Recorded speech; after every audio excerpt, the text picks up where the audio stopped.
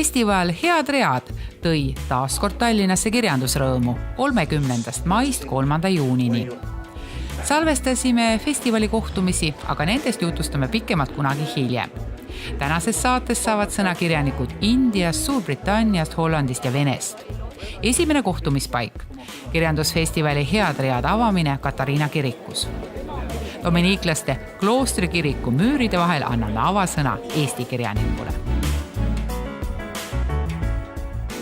HeadRead on Kirjanike Liidu alt lahti kirjutatud, ses mõttes, et see on nüüd ikka täitsa iseseisev festival ka juriidilises mõttes. Ta kasvas vaata et suuremaks kui liit ise muutuma, nii et oli täitsa mõistlik tal iseseisvaks saada, aga päris lõpuni ei kirjutada ilmselt senikaua ennast lahti, kuni ta kestab, sest iga kord triviaalselt öeldes on need uued lood ja tänini ei tea keegi, kuidas teda õigupoolest käänata, kas hiduridu või HeadRead. Kirjanik Karl Martin Sinijärv, kuidas sina kui kirjanik ennast selles mängus tunned? Mis mulle siin meeldib on see, et see pilt on kompaktne, aga samas väga kirev. Et nii paljud erinevad tegelased on samas ruumis, samadel päevadel kõrvuti maailma teksti tegemise absoluutselt tipud koos meie kõige nooremate ja värskemate sellidega. Nad saavad rääkida, nad saavad suhelda, nad saavad kuulata, mis üksteisele öelda on. Ja ta toob kuidagi väga ilusti välja ja kokku selle, kui üks ja arusaadav kogu see kirjanduse ilm tegelikult on. Seda nii kirjanikele omavahel kui ka lugejatele. Et mulle meeldib selle kirjanduspeo puhul just see, et siin ei ole mingeid selgeid hierarhiaid, mingisuguseid alluvusjärjestusi ega käsuliine, ega seda, et keegi on hirmus staar ja keegi on niisugune kusagil. Midagi säherdust ei ole.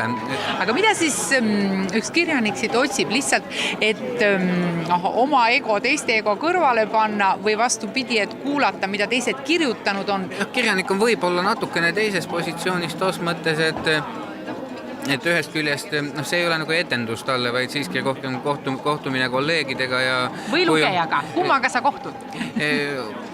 Antud hetkel siin avamise juures kohtuvad pigem kolleegid omavahel, tegelike esinemiste juures kahtlemata lugejaga. Kui selliseid lugejaga kohtumisi eraviisiliselt võib ju kirjanikul päris palju ette tulla, siis säherdusi, kus ta saab kõrvalt vaadata, kuidas moodi suhtlevad teised, mida nad räägivad, mida räägivad need, kelle teksti sa oled silmadega lugenud, aga kõrvadega pole kunagi kuulnud. See on täitsa teistsugune kogemus ja ma arvan, et niisugune vahetu kontakt ja just mõistmine selles mõttes, et mõnes mõttes oleme täitsa ühte moodi ja teises mõttes ikka jube erinevad. Et seda on vahel hea niimoodi esimesest allikast täitsa isikliselt ja iga ihukarvaga tunnetada. Et kahtlemata on ju vahva läbi raske raba rohimise oma elevandiluust torni alusmüüre suure higi ja rassimisega kaevata ja valmis ehitada, aga tark on ka mujale vaadata, see pole see ainumas asi ilmas. Mis seisus Eesti kirjandus praegu on? Valvekirjanik vasta! Eesti kirjanduse ajalugu on selline piisavalt lühikene selleks, et võib julgelt öelda, et Eesti kirjandus on kogu aeg olnud muutuvas seisus. See tähendab, et kogu aeg midagi toimub ja sellist momenti, kus saaks öelda, et Eesti kirjandus on nüüd üsna valmis ja edasi käib ainult seni tehtu ümbermängimine. Seda pole veel ette tulnud. Nii et tegelikult isegi sellist igavat momenti võime me huviga oodata. Kõik on põnev.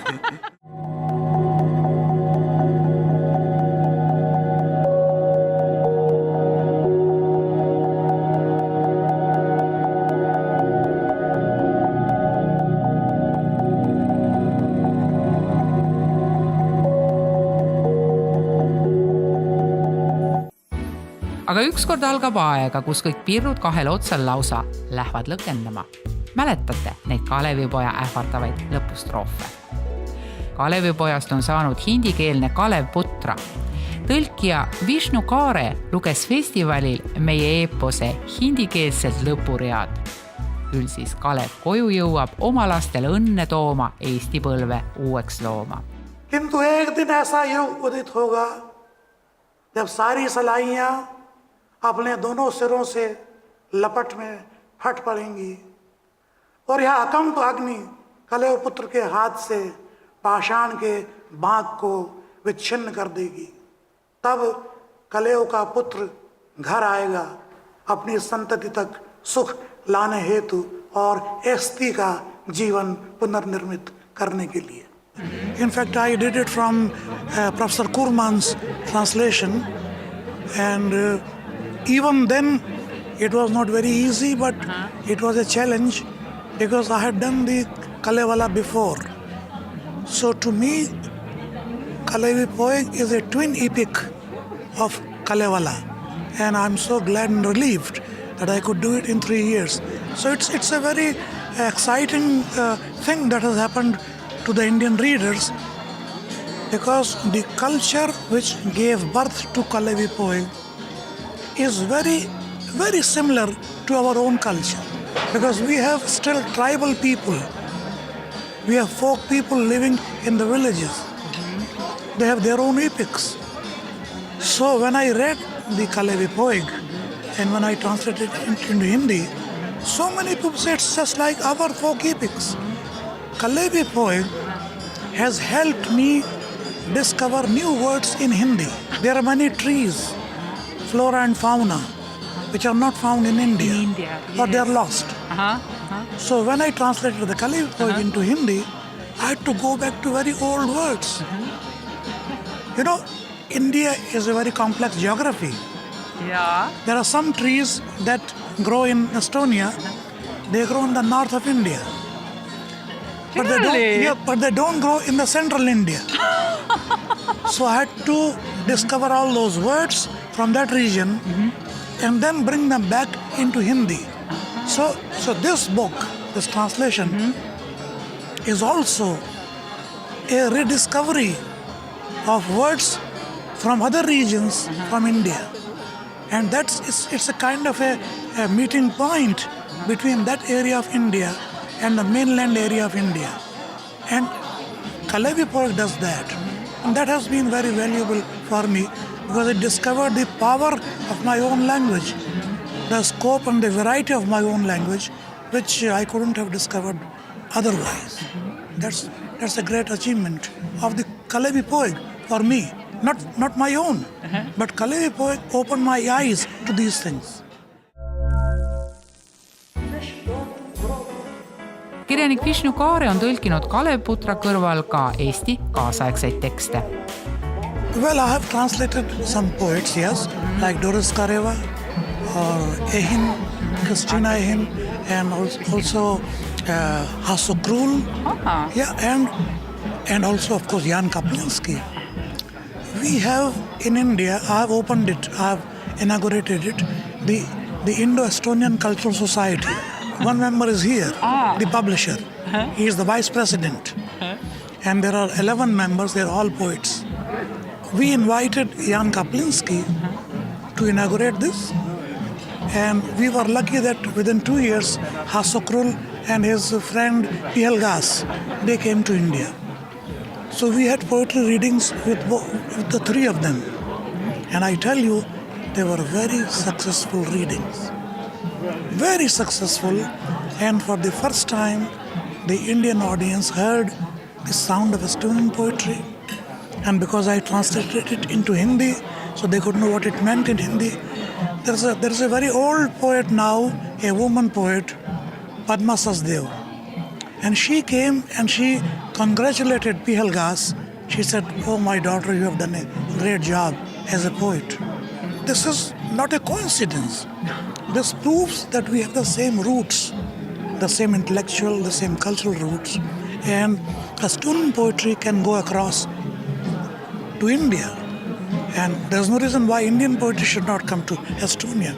But my purpose is to take Estonian poetry into India, Estonian literature into India, basically. Indian literature can wait. But because Estonia is a small country comparatively as compared to us, so I think it's my cultural duty, my literary duty, to introduce Estonian literature to India. Saal on pungil täis, muidugi, sest et meile hakkab rääkima koos oma tõlkija Varikuga Briti kirjanik David Mitchell, kellelt on seni eesti keeles ilmunud 2 raamatut, Pilveatlas ja Varikirjas. Head kuulamist. Maybe we could start with a beautiful elegiac extract from your latest novel, The Thousand Autumns of Jacob the Zoot. I spent a long time writing this section, and it's got a special little trick. If you read it, then it's just words on the page, but if you recite it, then the idea is that it turns into a sort of late 18th century rap song. So here we go. Gulls wheel through spokes of sunlight over gracious roofs and dowdy thatch. How is it going here? Oh, I'm having a wonderful time. It's really nice to meet Estonian readers and to learn a little bit more about your country and to walk around your city here. I rented a bicycle this morning. I went along the coast. So I've had a really great time. And thank you for having me. And you said that you visited even our history museum. Are you so much interested in history? You never know when you will find a good novel, a good historical novel. And in the History Museum is your story of yourself, Estonia's national narrative. And yes, of course, I'm interested in that. It's how you see yourself. And I'm here visiting. It would be a shame to not go. You never know. You could just find an object that could start a story off. So it was great wandering around. This world, he thinks, contains just one masterpiece, and that is itself. Thank you for listening. Thank you.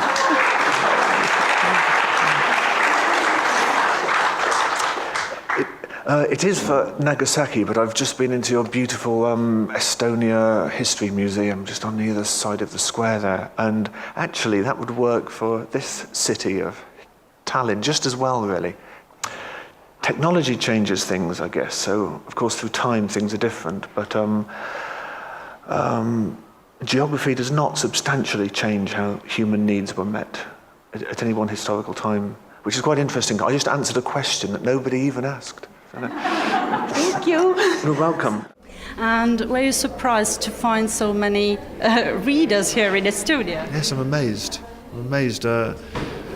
If I do a bookshop event in the UK, just in the shop like I did yesterday, I don't really get that many people. And this evening as well, I'm just some bloke that flew over from Ireland where I live. I mean, they don't know who I am, but they came on 6 o'clock on is it Friday or Saturday? Yeah. Friday. On a Friday evening, just to hear me speak in another language. I'm bemused and happy and grateful and very honoured.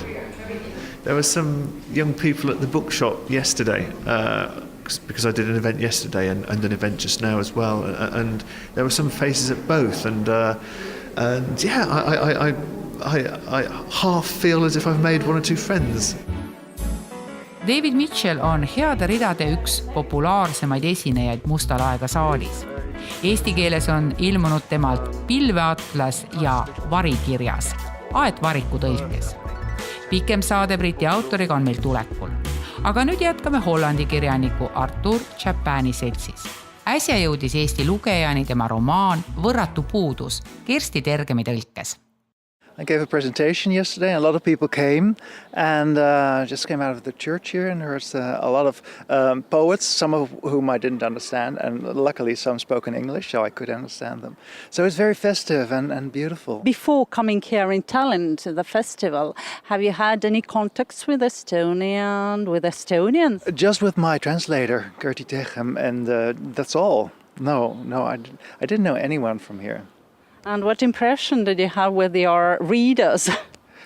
Well, I didn't get to speak to a lot of readers. I signed a lot of books yesterday, and it's all very warm. And but then, of course, people who wouldn't like me wouldn't come up to me and tell me that. You write novels and stories and screenplays and the lyrics, and you're an actor. How do you combine all these roles?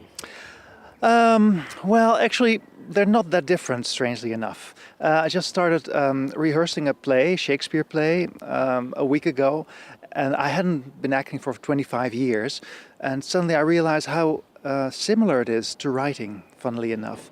I write in a specific way. I find a character, they're historical novels, so they're true stories, and it's like falling in love with that character, and you sort of want to become them. And it's more or less like an actor tries to become a role, because you get some information from history, like you get some information from the playwright, and the rest you sort of go into your fantasy and imagine you're them, and put yourself in their place and in their lives. And what I like to do is write a novel, and this takes 2, maybe 3 years, and then you're very empty. And I like to fill myself up with something. So after one novel, I started painting, and I like singing and music. And my last novel was about a classical ballet dancer, Václav Nijinsky, and that sort of got the dancer in me. So I'm now having a ballet studio built in my house in France, and so each book gives you something, and so now it's acting, and who knows what will be next. As you said, you love dancing as well. You love ballet. You go to the ballet this evening. Did this love come with the book? No, actually, it was there before. I had a rather difficult childhood at home and at school, and so at a very early age I had to delve into my imagination to find peace and to live. And I saw a lot of theater when I was young, and I saw ballet performances also, because when you go into art in any way or form, it's safe. The world doesn't dare to follow you in there. There's the power from which you can build your life. Do you dance as well? Yes, I do. I do now. Actually, in the play we're rehearsing. There's a lot of it's set at a ball, and there's a lot of dancing going on there. You have written a lot about history and all these historical real characters. Do you make research before starting a novel? Yes, because the first book I wrote, took me about 10 years to research the whole story. It was about 2 African princes who came to the Netherlands and were raised at the court, at the royal families. And nothing was known about them, so you really have to research. And sometimes you have a subject that has been researched already, so that's easier and goes a little quicker. But yes, you do want to know everything there is to know about that person, but you never know everything, so there's always big gaps in your knowledge, and that's where your imagination comes in. When you're a writer, when you're a historian, you can't do it, but as a writer you're allowed that, luckily. And the funny thing is that if you really go into the character, you really can know what happened even if you don't know, because you can guess the truth, strangely enough. And I have many instances of books that have been out for years, and people still write me stuff, and they find little things from their great-great-grandfather, and many of those things that were imagined, I thought, proved to be real. Why do you write about these 18th century characters, for example, like Lucia? Well, I think, again, we have to go back to my youth. What I wanted when I was a child was to be on stage and be someone else for a couple of hours every night and feel how that felt, and be in a different costume and be in a different time and be someone else. And I've tried that.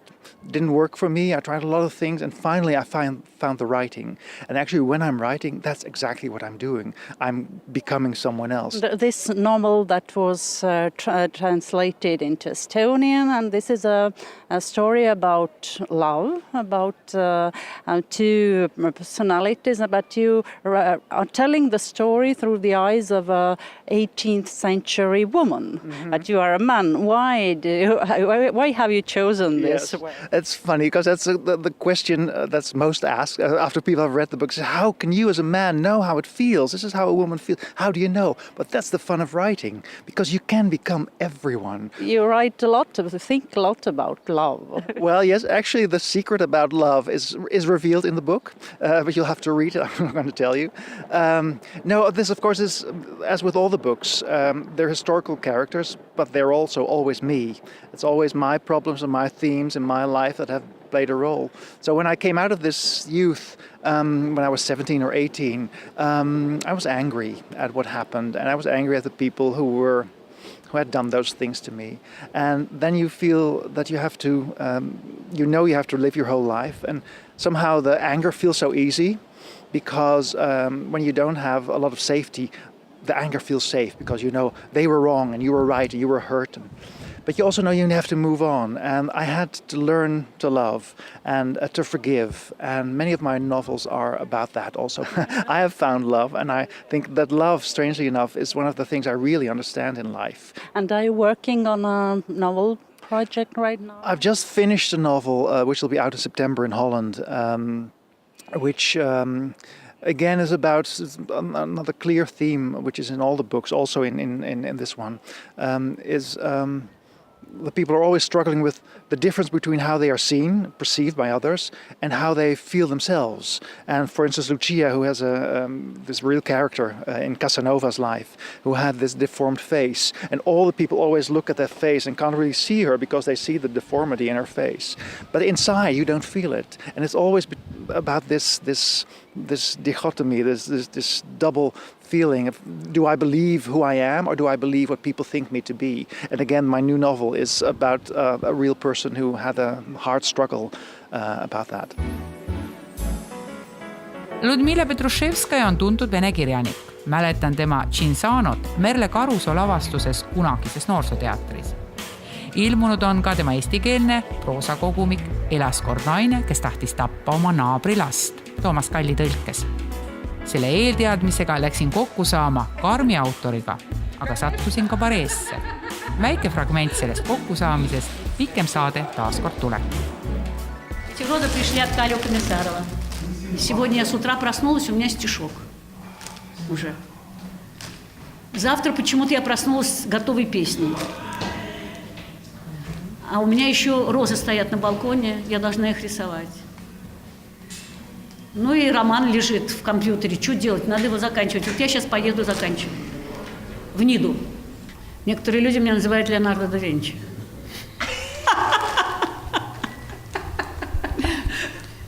Но я не я. Это не я тебя называю.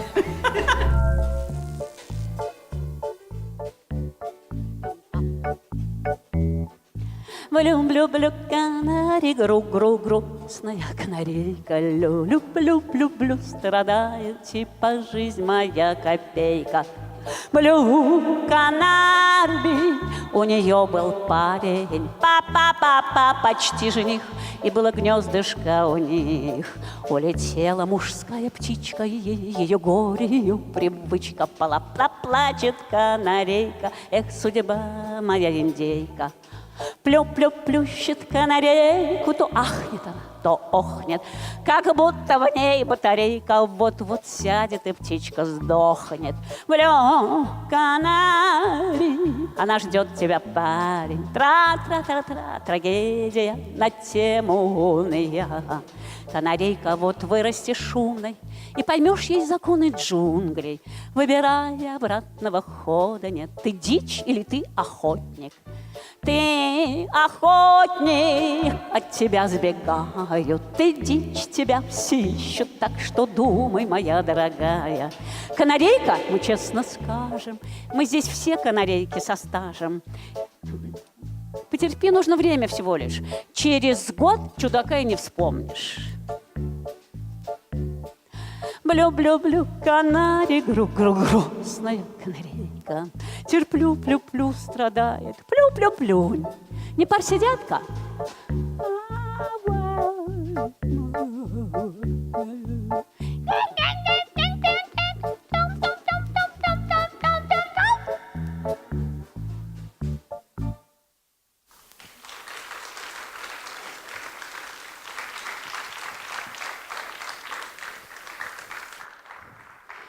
Я повторю немножечко этот текст, потому что он очень важный. Канарейка, мы честно скажем, мы здесь все канарейки со стажем. Потерпи, нужно время всего лишь. Через год чудака и не вспомнишь. О, есть такое утешение, есть такой врач, как время. Нет, в это время я была очень нищая и, в общем, с двумя уже маленькими детьми. Есть было нечего, и в общем и целом Не до песен было. Надо было работать очень много. Вот. И я не верила в то, что когда-нибудь это будет поставлено. Вы же не знаете предыстории. Потому что я приехала в Тарту, в театр Ванемуйне с текстом Чинзана. Я дождалась, как его зовут-то, главного режиссера. Карл Ирт. Да, я от страха забыла даже его имя, я все время помню. И я ждала его, нет, подождите, у меня второго ребенка не было, я была беременна на 5-м месяце, меня рвало на каждом углу. Я покупала 1 раз в день котлету с зеленым горошком, здесь продавали бифштексы, съедала и шла к ближайшему месту. И вот нищая, голодная, я приперлась в этот театр, роскошный новый театр, и говорю, скажите, а можно Карла Ирыда увидеть? Они мне говорят, он занят. Я говорю, а можно я подожду? И я села ждать. Через час он вышел. За его спиной стояли 2 молодых красавца, видимо, ассистенты. Такие вот Господь Бог и 2 архангела. Он сказал, я говорю, здравствуйте, вот я из Москвы, Я говорю, моя фамилия Петрушевская, не знаю. Я говорю, я из Арбузовской студии, не знаю. Я говорю, у нас руководитель Наташа Крымов, знаю. Я говорю, вот я привезла свою пьесу, нам не надо. Ну, не надо, я повернулась и пошла. А там далеко было от этой охраны, ну, там, где сидит дежурный, я шла, наверное, 100 лет. И когда я уже дошла до двери, он сказал, стойте.